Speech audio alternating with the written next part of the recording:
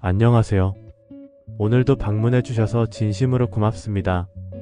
구독과 좋아요 감사드리며 이번 회차 이야기 시작하겠습니다.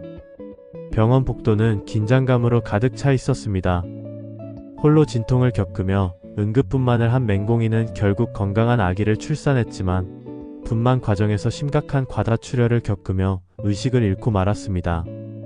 의료진은 긴급하게 수혈을 진행했지만 그녀의 상태는 여전히 위태로웠습니다. 한편 강진아와 함께 있던 서민기는 강진아의 수작으로 전화를 받지 못한 채 한참이 지나서야 휴대전화를 확인했습니다. 수십 통의 부재중 전화와 문자 메시지를 본 그는 급히 병원으로 달려갔습니다. 그러나 이미 공인은 출산을 마쳐 병실에 홀로 누워 있었고 의료진은 산모의 상태가 불안정합니다. 보호자가 곁을 지켜주는 것이 중요합니다 라고 말했습니다. 서민기는 혼란스러웠습니다. 그는 순간적으로 죄책감에 휩싸였지만 강진아의 손길이 닿자 다시 흔들렸습니다. 지금 가봤자 의미 없어. 이미 끝난 일이야. 강진아는 태연한 표정으로 말했습니다. 그러나 서민기는 그녀의 말을 뿌리치고 병실로 향했습니다. 병실에는 강명자가 도착해 눈물을 흘리고 있었습니다. 강명자는 서민기를 보자 갑자기 분노를 참지 못하고 따귀를 날렸습니다. 야, 이 나쁜 놈아, 도대체 내가 무슨 남편이야? 내 딸이 얼마나 힘들었는데 내가 어디 있었어? 서민기는 아무 말도 하지 못한 채 고개를 숙였습니다. 공인은 힘겹게 눈을 떴습니다. 흐릿한 시야 속에서도 서민기의 얼굴을 보자 눈물이 차올랐습니다. 왔어요? 그러나 곧이어 차가운 목소리로 덧붙였습니다. 왜 왔어요? 서민기는 고개를 숙이며 사과했습니다. 미안해, 정말 미안해. 하지만 공인은 단호했습니다. 당신은 내가 가장 힘들 때 없었어요. 우리 아이가 태어나는 순간 당신은 없었다고. 그 사실은 변하지 않아요. 며칠 후 공인은 퇴원하면서 이혼을 결심했습니다. 그녀는 서민기에게 마지막으로 말했습니다. 우리 모모를 위해서라도 난 더 이상 당신한테 기대지 않을 거예요. 이제 각자의 길을 가기로 해요.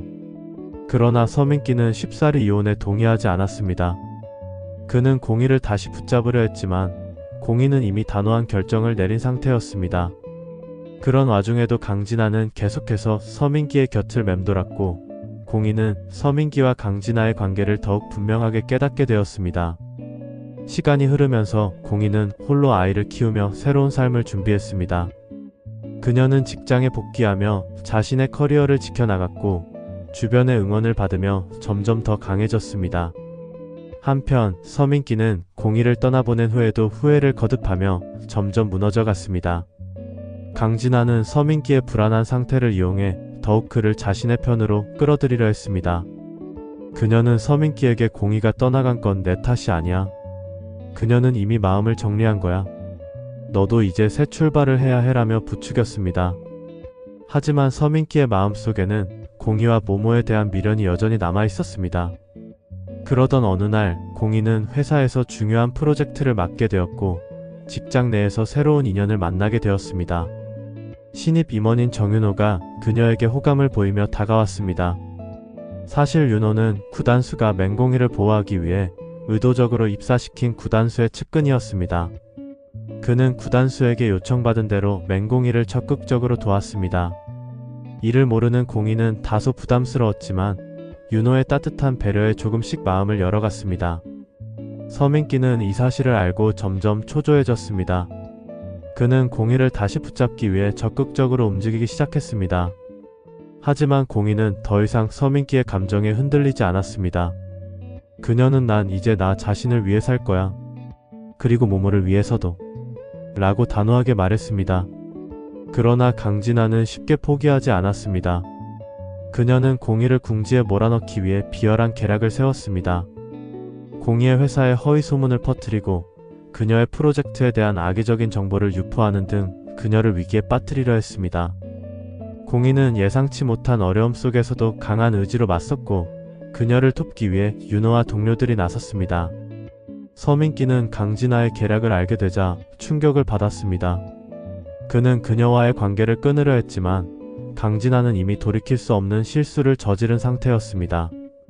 이로 인해 서민기 역시 회사에서 곤란한 입장에 처하게 되었습니다. 그는 강진아에게 다 너 때문이야 라고 화를 내지만 상황은 다시 되돌릴 수 없었습니다. 게다가 강진아도 점점 서민기에 대한 열정이 식어가고 있었습니다. 강진아는 서민기의 불안정한 모습을 이용해 자신의 이익을 취하려 했고 서민기는 그런 강진아에게 점점 더 의존했을 뿐이었습니다. 하지만 그의 마음속에는 여전히 공희에 대한 그리움과 후회가 가득했습니다. 한편 프랑스에서 돌아온 구단수는 서민기와 강진아의 출장 기록을 샅샅이 조사하기 시작했습니다. 단수의 집요한 조사는 새로운 진실을 밝혀낼 조짐을 보이고 있었습니다. 단수는 민기와 강진아의 출장 기록을 통해 두 사람의 관계를 명확하게 밝혀내기 시작했습니다. 그는 그들이 머문 호텔, 이동 경로, 심지어 카드 사용 내역까지 철저히 분석하며 두 사람의 관계를 파헤쳤습니다. 단수의 집요한 추적과 노력은 숨겨진 진실을 밝혀내는데 결정적인 역할을 할 것이었습니다. 오드리는 황 회장의 집으로 들어가기로 결심했습니다. 그녀는 황 회장의 곁에서 서서히 단수를 위해 또는 자신을 위해 황 회장에게 최선을 다했습니다. 오드리는 황 회장의 신임을 얻으며 점점 안정적인 삶을 지키기 시작했습니다.